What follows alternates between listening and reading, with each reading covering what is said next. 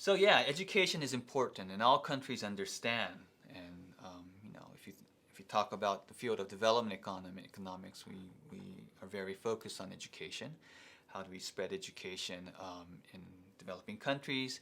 How do we improve the quality of education? We all know that, but what the question is, why was education attainment more successful in Korea and East Asia in general compared to other parts of the world? That's somewhat difficult.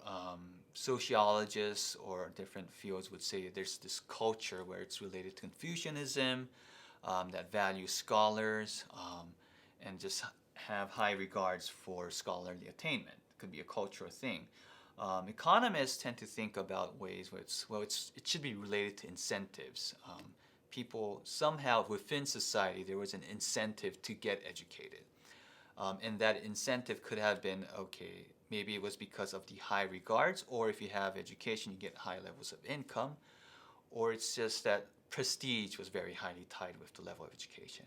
So there might have been monetary or prestige related incentives, but we believe that there were high levels of returns to becoming educated in these countries, and that's why what pushed South Koreans to pursue this high level of education.